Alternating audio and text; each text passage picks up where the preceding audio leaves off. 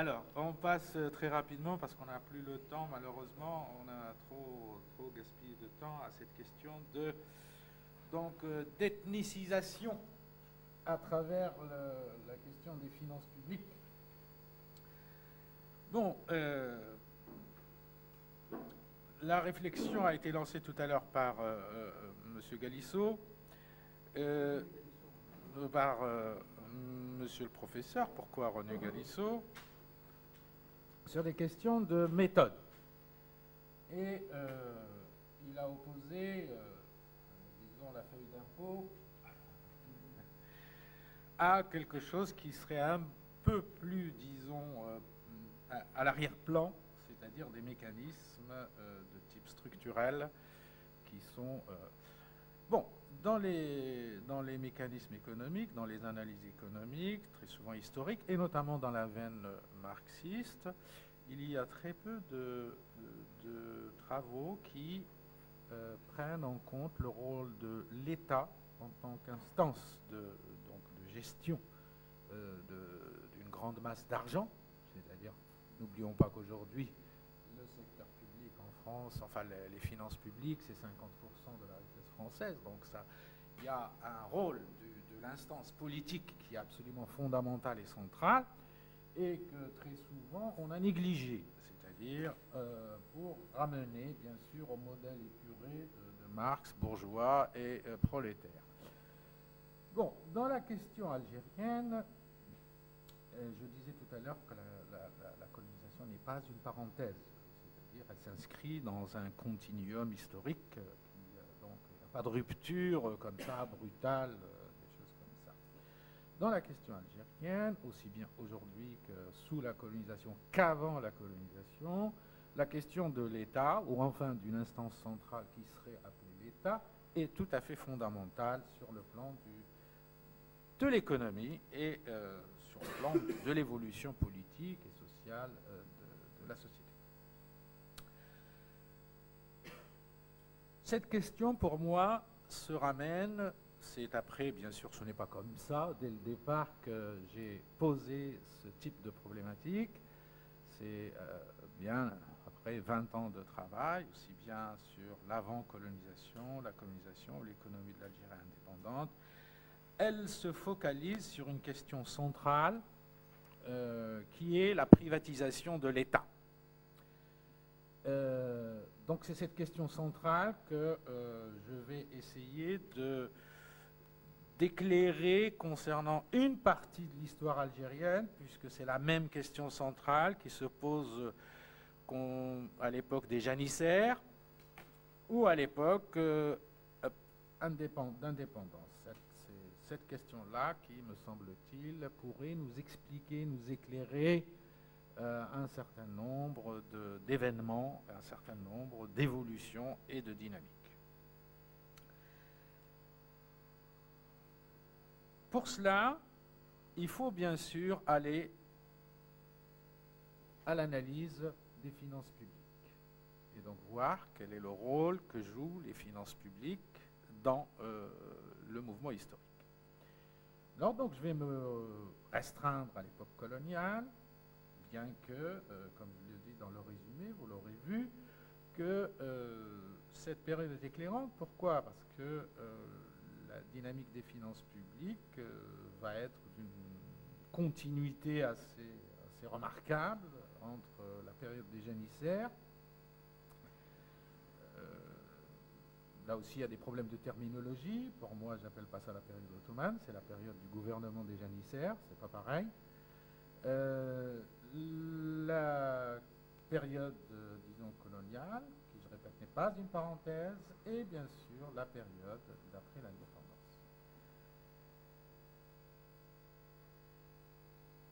Alors, sur la période coloniale, nous avons une chronologie remarquable. On pourrait distinguer, disons, deux phases, deux périodes importantes, avec une rupture, disons, dans le système de gestion administrative coloniale, avant la Première Guerre mondiale et après la Première Guerre mondiale.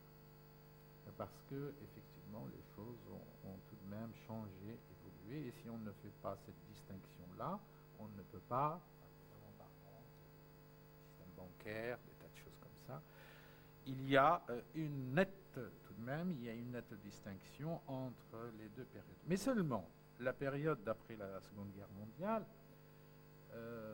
d'après la Première Guerre mondiale, d'après 1918 pour dire les choses plus précisément, hérite de toute, comme dirait Gramsci ou choses comme ça, de tout un ensemble de pratiques, de cultures, de tout ça qui viennent de la période antérieure. S'agissant des finances publiques, donc jusqu'à 1918, sur le plan pratique et sur le plan du droit,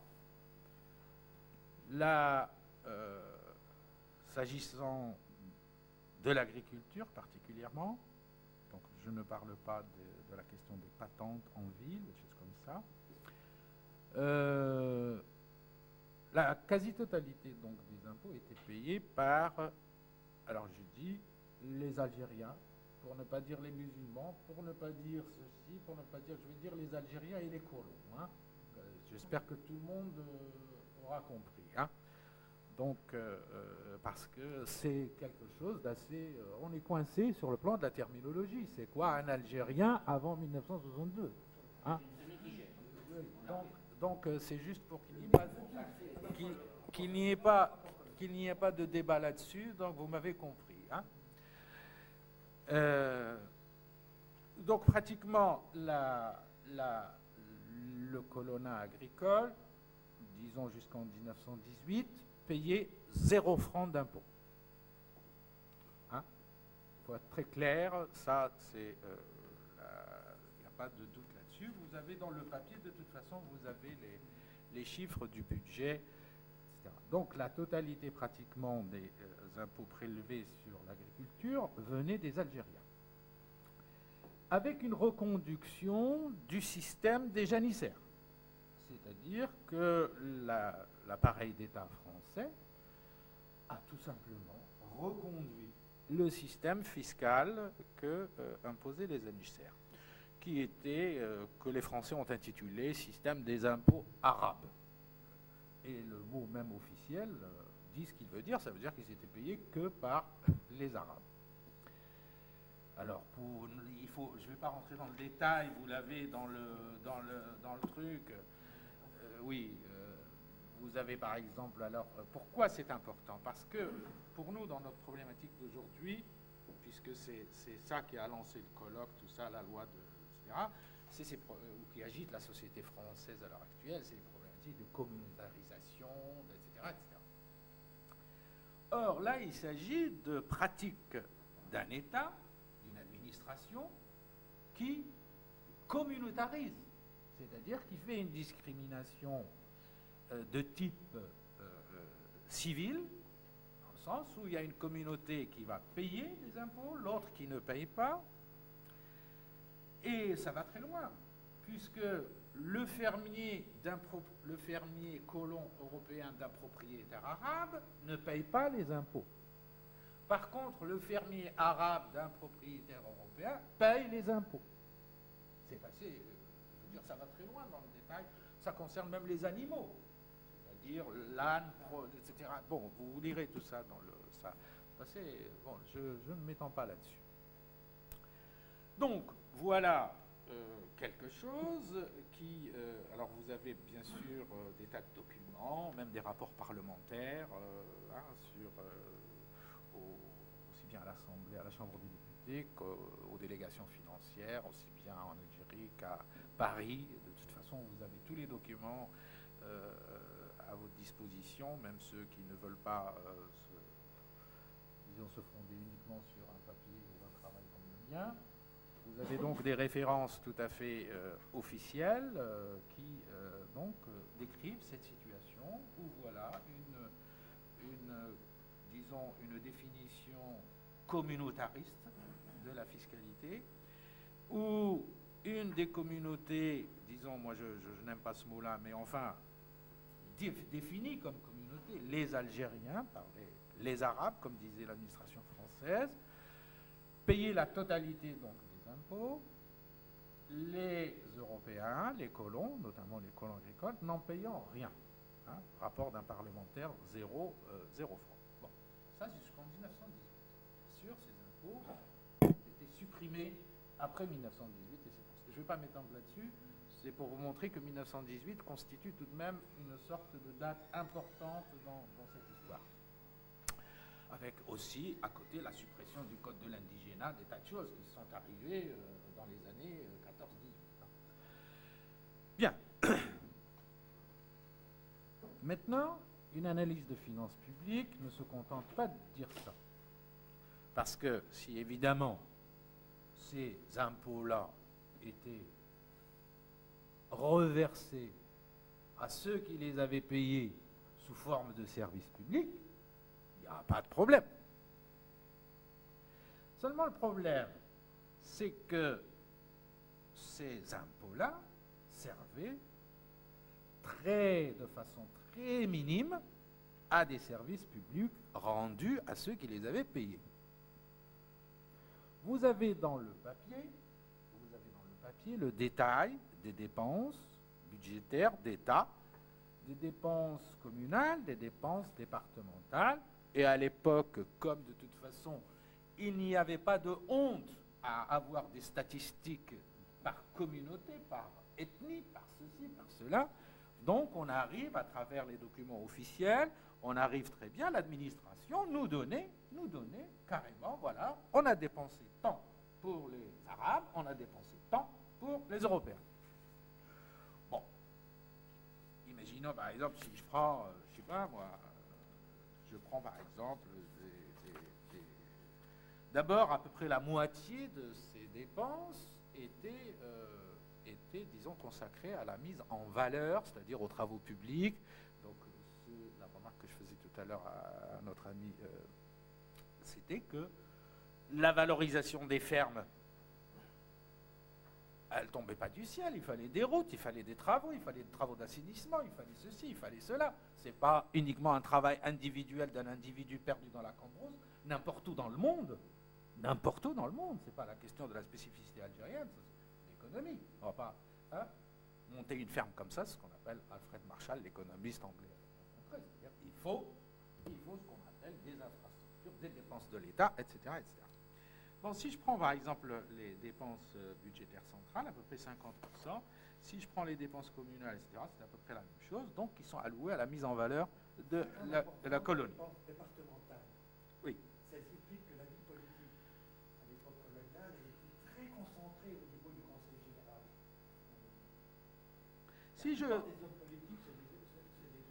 Si je prends par exemple les dépenses qui sont significatives, par exemple, prends l'instruction publique. L'instruction publique, au niveau départemental, tout ça, et ça va continuer, ça va évoluer. Montant alloué aux indigènes. Alors j'ai fait des moyennes, vous verrez dans l'article. Montant alloué aux indigènes, 18% du total. Donc qui sont, à l'époque, qui sont 6 millions. Et montant alloué aux colons, 81%, alors qu'ils sont 700 000 à l'époque. Donc voilà Or, cet argent, d'où il vient? Il ne vient pas des colons. C'est ça le problème de l'ethnicisation. Et on va voir quelles sont les conséquences politiques que ça va mener. En 1926, vous avez les chiffres, ça va jusqu'à 1930. Par exemple, 1930, instruction publique, indigène, 34 millions de francs, colons, 144 millions de francs. C'est les chiffres du budget de l'État français. Hein, c'est pas... Donc, 34 millions en 1930, donc 34 millions pour à peu près, ça commence à atteindre les 7 millions d'indigènes, et on commence à atteindre les 800 000 colons.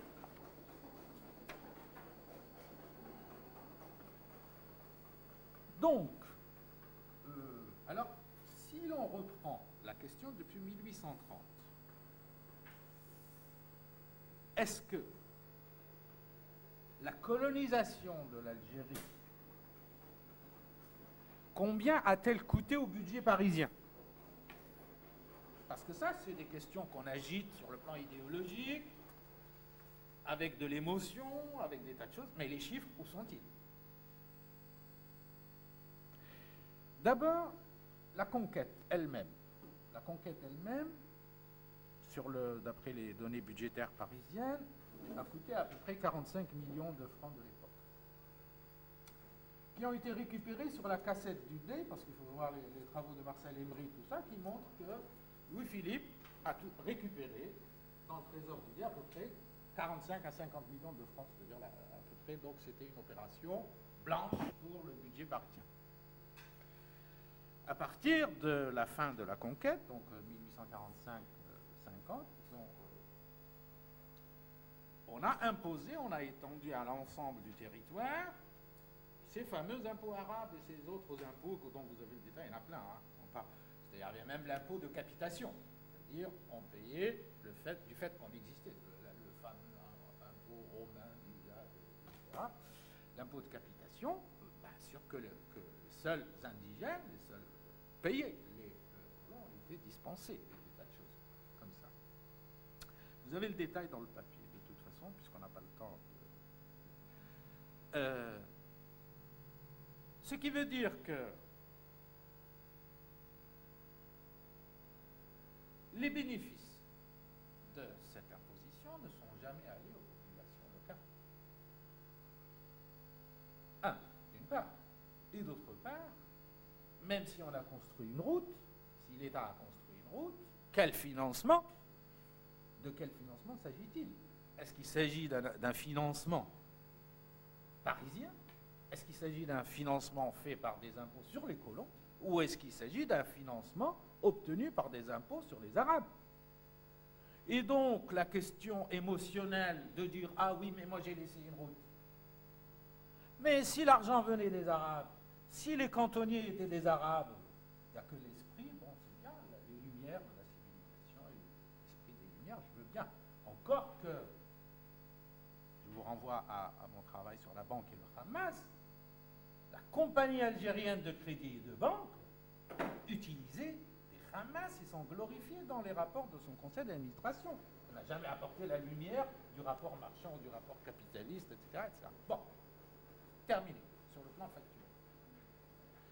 Sur le plan analytique, ça veut dire que nous avons une structure qui s'appelle l'État, qui prend des ressources d'une communauté, qui en fait bénéficier une autre. Donc qui crée lui-même le clivage communautariste. Et c'est pour ça que mes camarades, un peu, disons, marxistes ou communistes, disons plutôt, m'ont toujours attaqué en me disant comment, Enid, tu parles pas de clivage de classe.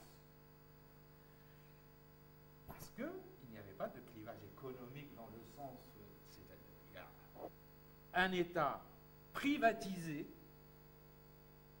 qui, donc, aux mains de personnes, de couches sociales, qui prennent donc des impôts sur des couches sociales données et qui en font bénéficier d'autres couches sociales.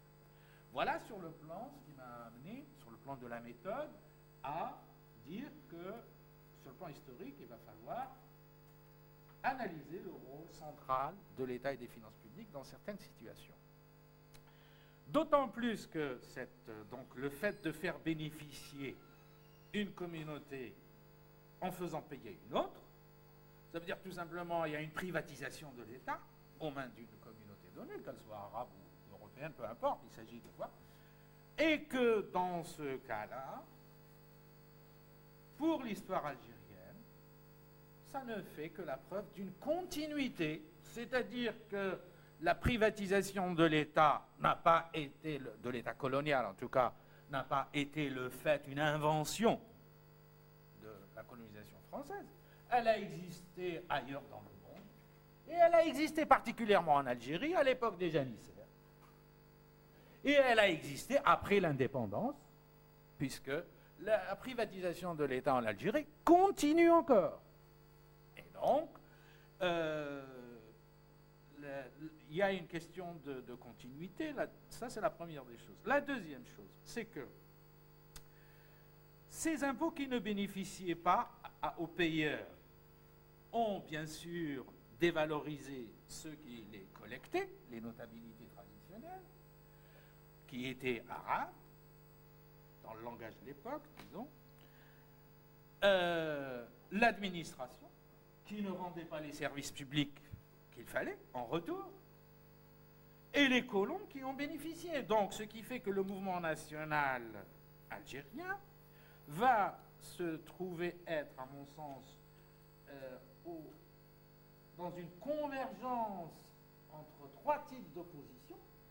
Une opposition ethnique créée par ce système, qui n'est pas une opposition de classe, c'est donc une opposition de type ethniciste entretenue par le système lui-même, par l'administration, donc entre Algériens colons, une opposition de type politique, égalité de conditions de type tocquevillien entre une opposition avec l'administration coloniale elle-même, l'État colonial, donc la récupération du politique, et une opposition de classe, là, entre ceux qui payaient les impôts et les notabilités traditionnelles algériennes qui les récoltaient.